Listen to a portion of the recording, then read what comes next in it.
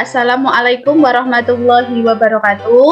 Waalaikumsalam warahmatullahi wabarakatuh.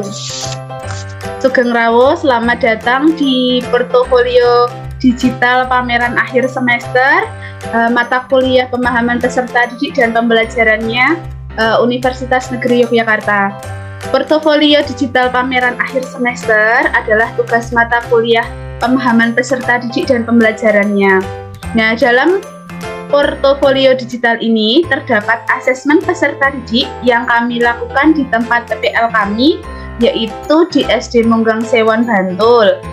Nah, untuk anggota kami ada 5 anggota. Yang pertama yaitu Mbak Anissa Indah Mustikasari, kemudian ada Mbak Bastin, kemudian ada saya sendiri Sera, kemudian ada Mbak Ulfah, dan yang terakhir Mbak Wanda. Nah, pada pameran portofolio digital ini akan dijelaskan beberapa aspek. Yang pertama yaitu tentang desain asesmen. Kepada Mbak Anissa, waktu dan tempat saya persilahkan. Yang pertama yaitu ada desain asesmen. Desain asesmen yang kelompok kami buat ada 3 jenis, yaitu yang pertama ada asesmen diagnostik. Asesmen diagnostik ini adalah upaya untuk mengumpulkan informasi tentang kondisi peserta didik dari aspek kognitif dan non-kognitif yang relevan untuk mempersiapkan peserta didik pada mata pelajaran berikutnya dan dilakukan pada awal kegiatan pembelajaran. Tujuan dari asesmen diagnostik adalah untuk mengetahui pencapaian kemampuan peserta didik, menyesuaikan pembelajaran dengan kemampuan rata-rata, dan mengoreksi subkelompok peserta didik. Yang kedua ada asesmen formatif. Asesmen formatif adalah penilaian yang memberikan informasi atau umpan balik kepada peserta didik dan peserta didik untuk memperbaiki proses pembelajaran dan dilakukan pada saat kegiatan pembelajaran. Tujuannya adalah untuk memantau dan meningkatkan proses pembelajaran serta untuk menilai pencapaian tujuan pembelajaran. Dan yang terakhir itu ada asesmen sumatif. Asesmen sumatif adalah tes yang diberikan setelah serangkaian unit dalam mata pelajaran atau menilai hasil belajar peserta didik setelah menyelesaikan suatu bab pada mata pelajaran. Misalnya ada tes ulangan harian, tes ujian tengah semester, ujian akhir semester, ujian sekolah, dan lain sebagainya. Berikut adalah lampiran instrumen penilaian pada fase B kelas 4 pada mata pelajaran Bahasa Indonesia. Nah, untuk mata pelajaran, capaian, materi, dan tujuan sudah ada. Yang pertama itu ada asesmen diagnostik, ada diagnostik non-kognitif dan kognitif, ada penilaian formatif, yaitu ada penilaian sikap, rubrik penilaian sikap, lembar ketercapaian profil pelajar Pancasila, penilaian keterampilan, ada kisi-kisi soal evaluasi,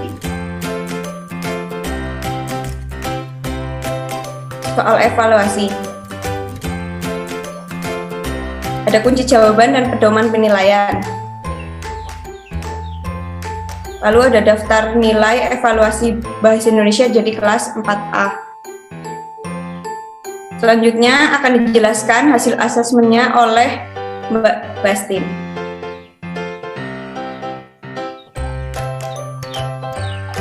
Ya, di sini saya akan mencoba mempresentasikan dari hasil asesmen sumatif yang sudah dilakukan di kelas 4 SD Munggang Sewon. Yang pertama dilakukan hasil asesmen sumatif berupa evaluasi pembelajaran yang dilakukan pada akhir pembelajaran dengan melakukan evaluasi mandiri. Jadi, setelah melakukan pembelajaran, peserta didik diberi soal tentang pembelajaran yang telah dilakukan. Dari 25 peserta didik, 85% peserta didik nilainya telah mencapai di atas rata-rata. Lalu yang kedua yaitu hasil asesmen formatif. Hasil asesmen formatif diketahui dari sikap ketercapaian profil pelajar Pancasila, yaitu bergotong royong, bernalar kritis, dan mandiri. Sebagian besar peserta didik sudah cukup baik dalam melakukan asesmen formatif ini. Dan yang terakhir yaitu hasil asesmen keterampilan ini diambil dari nilai menyelesaikan tugas kelompok. Semua kelompok diminta untuk mempresentasikan di depan kelas. Hal ini dilakukan untuk mengambil nilai keterampilan dalam mempresentasikan tugas kelompok. Selanjutnya, untuk modul ajar akan dijelaskan oleh Mbak Sera. Silahkan Mbak Sera.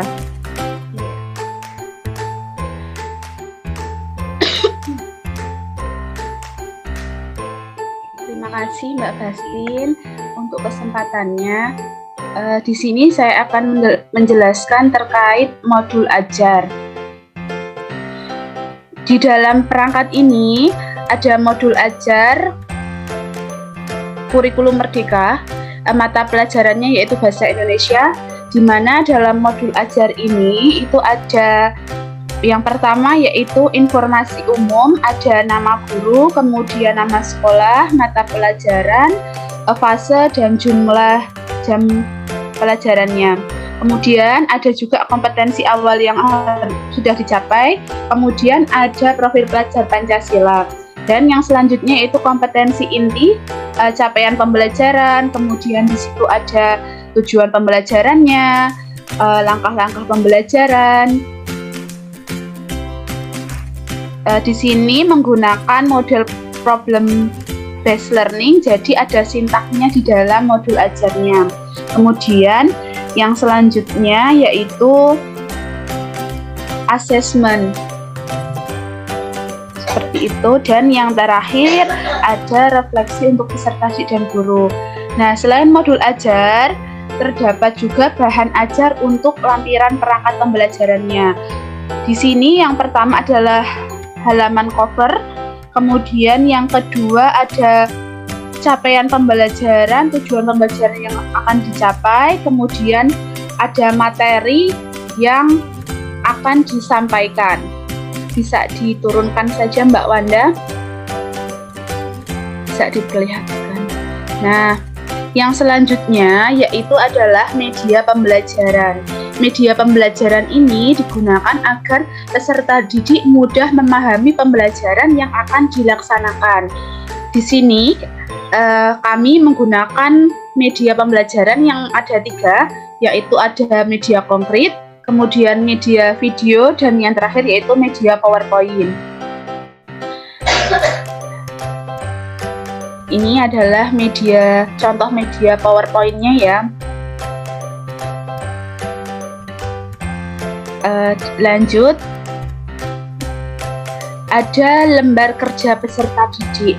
Di dalam lembar kerja peserta didik ini dituliskan juga untuk capaian pembelajaran dan tujuan pembelajarannya. Nah, untuk problem based learning, karena modul pembelajarannya problem based learning, jadi kami di sini menggunakan suatu permasalahan. Jadi permasalahannya di sini adalah permasalahan mengenai poster atau infografik. Nah, di sini disajikan tentang infografik, kemudian peserta didik menganalisis infografik yang ada di gambar. Nah, ini adalah tampilannya.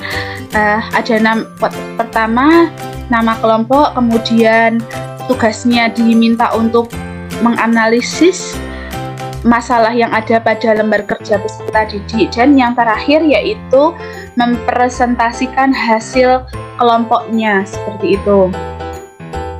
Dan untuk instrumen penilaian seperti yang sudah dijelaskan Mbak Anissa dan Mbak Bastin tadi, secara garis besar sama seperti itu.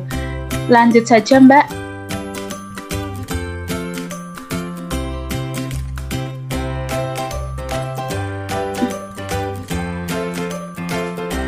Ini ada keterampilan penilaian diagnostik, kemudian penilaian formatif, sumatif, seperti itu.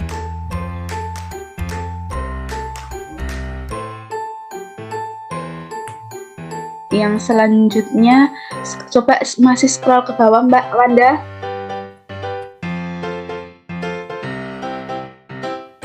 Coba Zera, ini halaman Ya. terakhir. Ini adalah secara umum modul ajar yang dipersiapkan pada tugas mata kuliah ini. Yang pertama tadi ada modul ajar, kemudian ada instrumen penilaian, LKPD, media, bahan bacaan, dan lain sebagainya. Nah, untuk output di lapangan selanjutnya akan dijelaskan oleh Mbak Ulfah.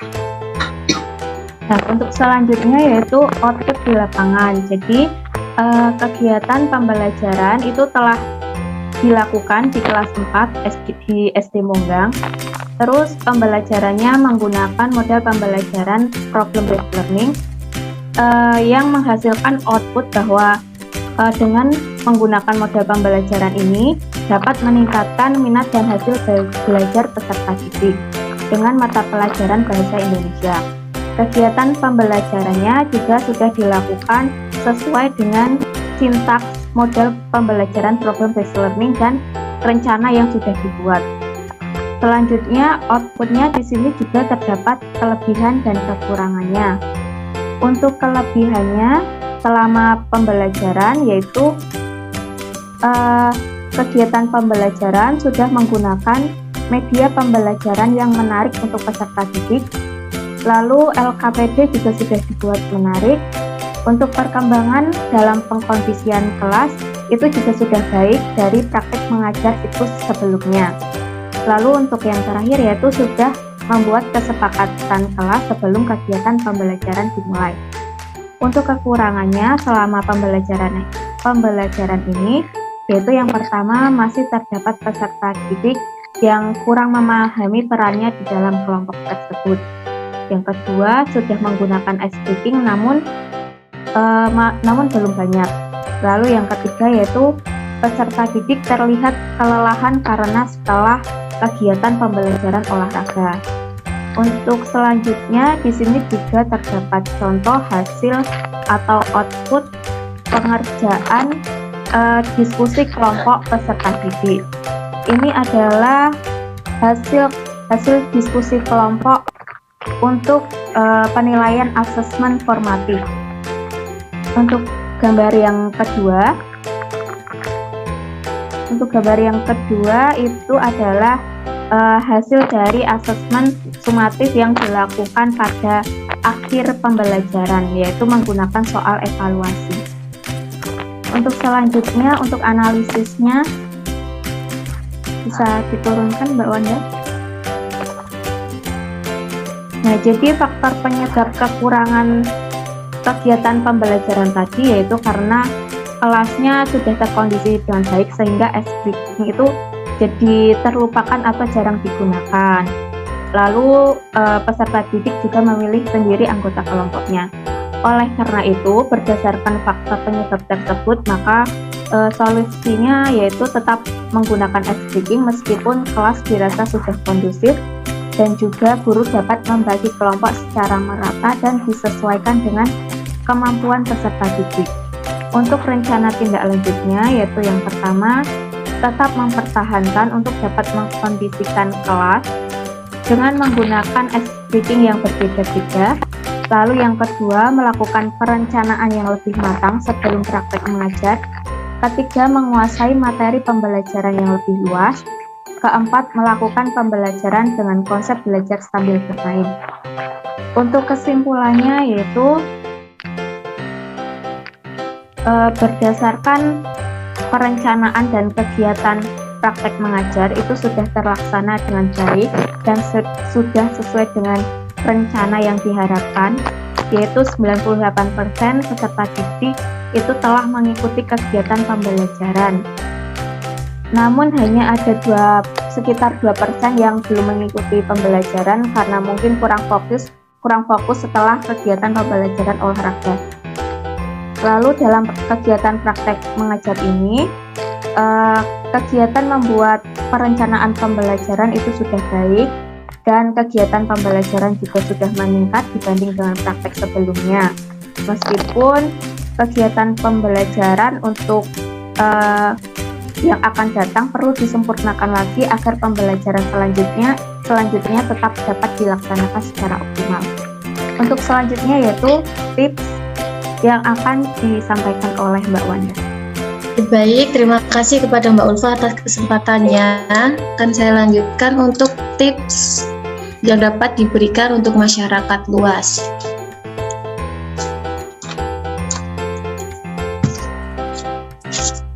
Yang pertama yaitu penggunaan model pembelajaran yang bervariasi disesuaikan dengan kebutuhan peserta didik. Contohnya model pembelajaran yang berbasis project, atau dengan kata lain project based learning, dan pembelajaran yang berbasis masalah atau problem based learning. Hal tersebut menjadikan peserta didik menjadi lebih aktif dalam memecahkan masalah sehingga memperoleh pengetahuan dan keterampilan baru, melatih kolaborasi atau kerjasama kelompok, serta memberi kesempatan kepada peserta didik untuk melakukan penyelidikan atau eksperimen. Yang kedua, perlu adanya kesepakatan breaking dalam pengkondisian kelas. Adanya kesepakatan kelas dapat disertai dengan reward dan diimbangi dengan punishment yang sesuai dengan usia peserta didik. Nah, contoh untuk reward yang dapat diberikan misalnya bintang kelas, kemudian tepuk jempol, pemberian poin tambahan, atau bisa juga dengan pemberian pujian.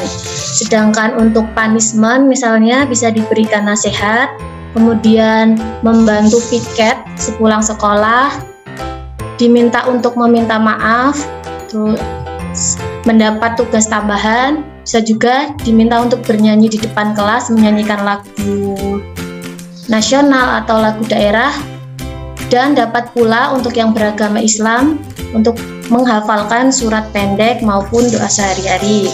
Jadi punishment-nya hal-hal yang dapat meningkatkan kualitas peserta didik.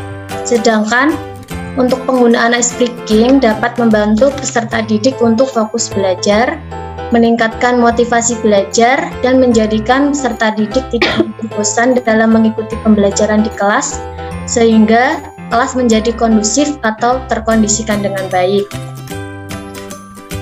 Yang ketiga, penyusunan modul ajar disesuaikan dengan karakteristik peserta didik. Selain itu, penyusunannya harus esensi pemahaman konsep dari setiap mata pelajaran melalui pengalaman belajar, kemudian modul ajar yang menarik untuk menumbuhkan minat belajar, kemudian bermakna, menantang, relevan, dan kontekstual, maksudnya yaitu berhubungan dengan pengetahuan atau pengalaman yang telah dimiliki peserta didik sebelumnya, serta berkesinambungan, yaitu sesuai dengan fase belajar peserta didik. Yang keempat, perlunya pembuatan profiling peserta didik sebelum perencanaan pembelajaran. Melalui profiling peserta didik ini akan menghasilkan perencanaan yang maksimal, sehingga seorang guru dapat menentukan strategi apa yang akan digunakan supaya tujuan pembelajarannya dapat tercapai. Yang kelima, pembelajaran yang dapat memberikan pengalaman belajar dalam proses pembelajarannya yang melibatkan dua pihak yang berperan membangun komunikasi interaktif. Hal ini yang dimaksud adalah antara guru dengan peserta didik. Ada hubungan timbal balik. Yang keenam, pentingnya pembelajaran yang berpusat pada peserta didik, di mana sistem pembelajarannya yang menunjukkan dominasi peserta didik selama kegiatan pembelajaran, dan guru hanya berperan sebagai fasilitator, pendamping, dan juga pemimpin di dalam suatu pembelajaran. Yang ketujuh, pentingnya menciptakan pembelajaran yang memerdekakan peserta didik, yang tentunya menitik beratkan pada perubahan secara menyeluruh lahir dan batin berdasarkan kodrat anak setiap individu. Kemerdekaan yang dimaksud di sini adalah pembelajaran yang sesuai dengan bakat dan minat peserta didik. Yang terakhir yaitu pentingnya penggunaan media pembelajaran yang menarik dan menyenangkan, yang menggugah semangat belajar peserta didik untuk memahamkan konsep. Jadi adanya penggunaan media ini untuk meningkatkan semangat, motivasi peserta didik dalam belajar, serta membantu untuk memudahkan dalam memahami suatu materi. Sekian yang dapat saya paparkan, saya kembalikan lagi kepada moderator. Terima kasih. Ya, terima kasih untuk teman-teman yang sudah memaparkan untuk profil digital pada pagi hari ini. Itu adalah tugas dari mata kuliah ini. Apabila ada masukan saran untuk tugas kami persilahkan untuk nanti memberikan komentar pada kolom komentar, karena nanti ini tugas akan kita upload di YouTube. Terima kasih untuk teman-teman dalam memberikan presentasinya. Semoga pada mata kuliah ini, tugas kami ini memberikan gambaran kepada guru atau teman-teman yang lain tentang pemahaman peserta didik dan pembelajarannya. Sekian dari kami, banyak salahnya dari kami semua di sini kelompok SD Munggang. Kami mohon maaf yang sebesar-besarnya. Terima kasih. Wassalamualaikum warahmatullahi wabarakatuh. Waalaikumsalam warahmatullahi wabarakatuh.